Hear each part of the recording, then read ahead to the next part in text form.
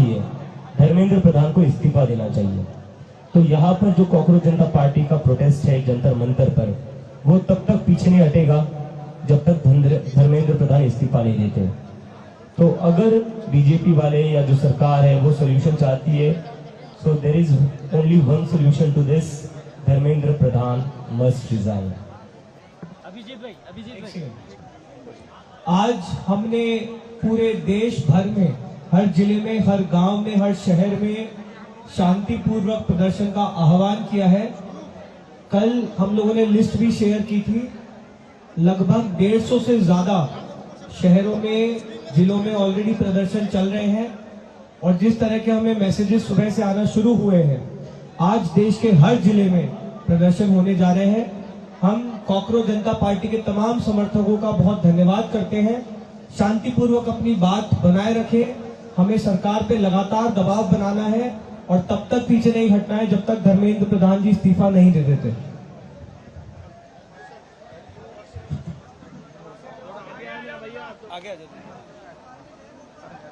दोस्तों, 20 जुलाई 2026 को जिस तरीके का क्रूरता दिल्ली पुलिस और आरएएफ के जवानों ने दिखाया यहाँ के पीसफुल प्रोटेस्टर्स के लिए, वैसा क्रूरता जवाबदेही के बगैर हम लोग नहीं जाने देंगे। तो जैसे हम लोगों ने पहले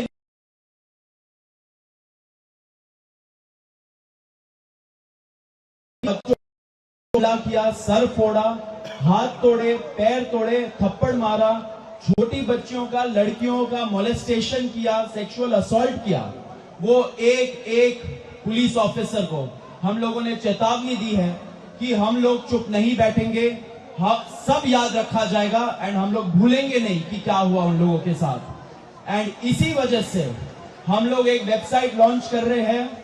उस वेबसाइट में हम लोग सारे प्रदर्शनकारियों को रिक्वेस्ट करेंगे कि जिन जिन पुलिस वालों ने उनके ऊपर हमला किया, अटैक किया, उनका सर फोड़ा, अगर उनका आपके पास पिक्चर्स है, अगर उनका आपके पास वीडियोस है, तो वो आप अपलोड करें। हमारा कॉकरोच जनता पार्टी का जो टीम है वो उसको छाटेगा, आइडेंटिफाई करेगा, एक एक पुलिस वाले को हम आइडेंटिफाई करेंगे एंड उनके खिलाफ एक कंप्लेंट फाइल करेंगे, ये बोलते हुए कि एफआईआर उनके खिलाफ फाइल होना चाहिए। अगर दिल्ली पुलिस एफआईआर नहीं फाइल करती है ऐसे दहशतगर्दों के खिलाफ, तो हम लोग कोर्ट भी जाएंगे।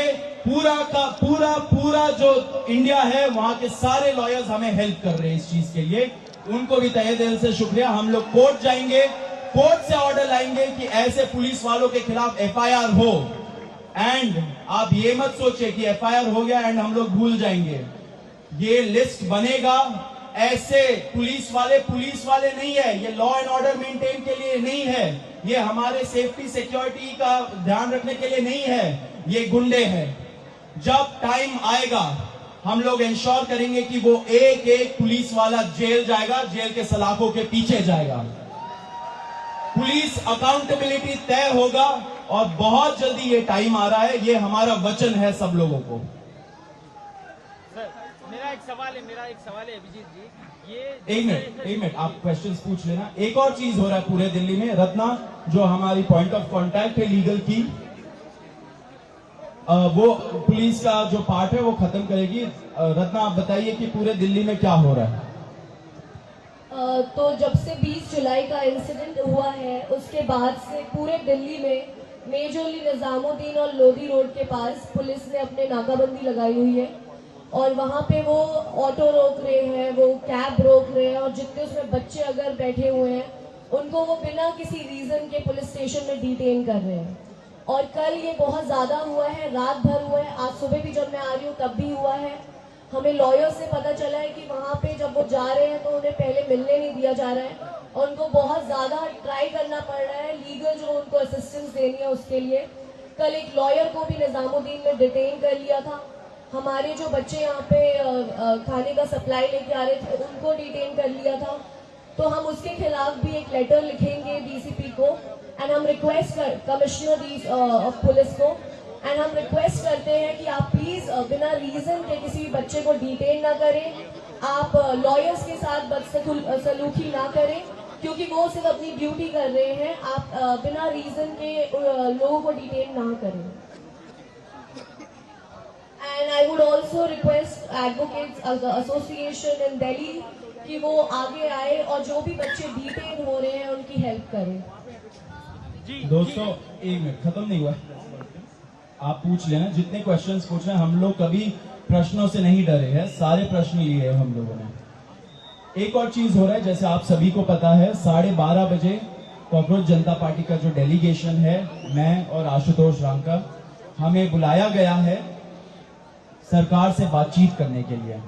उस साइड में जितना हमें पता है इंफॉर्मेशन, अभी जेपी नड्डा जी होंगे एंड साथ में जितेंद्र सिंह भी होंगे।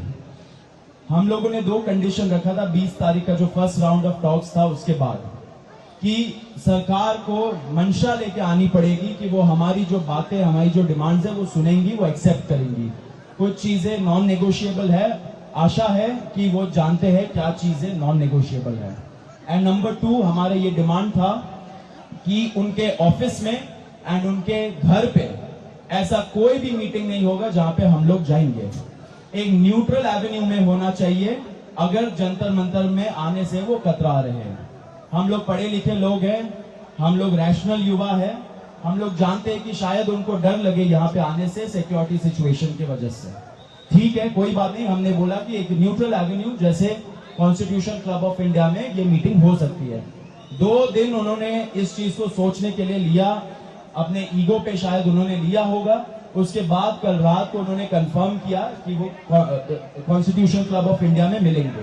तो 12:30 बजे ये हमारा मीटिंग है। आगे हम लोग देखेंगे क्या होता है। अभी दीपक बालियान जो हमारे दूसरे स्पोक्स पर्सन है वो बोलेंगे।